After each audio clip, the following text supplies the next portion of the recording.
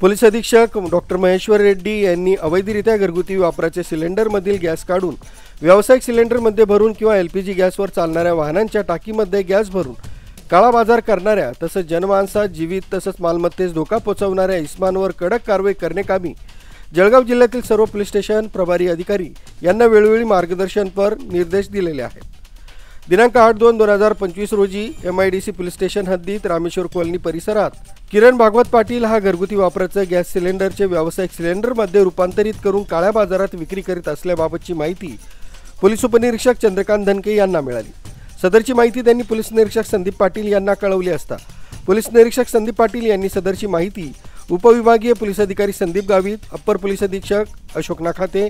यांना कळवून त्यांनी दिलेल्या सूचनांप्रमाणे सदर ठिकाणी छापा मारण्याकामी एक पथक तयार करून पोलीस उपनिरीक्षक Chandrakant Dhanke, Ashok Kale, police head constable Rajendra Kandekar, police Naik Hemant Jadhav, Yogesh Bari, police constable Siddheshwar Dapkar, police constable Yogesh Ghuge अशांना सूचना देऊन त्यांनी इसम नामे किरण पाटील राहणार रामेश्वर कॉलनी यांच्या घरावर छापा कारवाई केली असता तो घरगुती वापराचे सिलेंडर मशीनच्या साहाय्याने व्यावसायिक सिलेंडरमध्ये रिफिलिंग करून काळा बाजार करताना अवैधरित्या मिळून आला।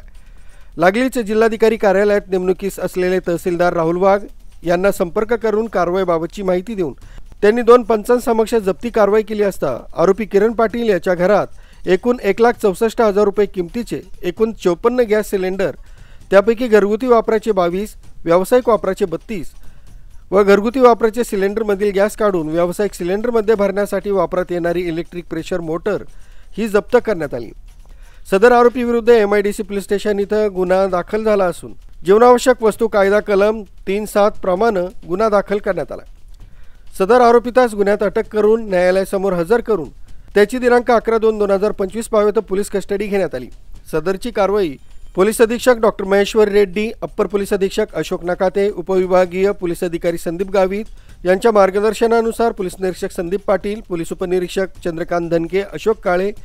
Police head constable Rajendra Kandekar, police Naik Hemant Jadhav, police Naik Yogesh Bari, police constable Siddheshwar Dapkar,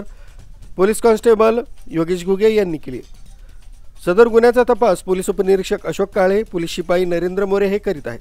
तरी MIDC पोलीस स्टेशनकडून जनतेस आवाहन करण्यात येते की अशा प्रकारे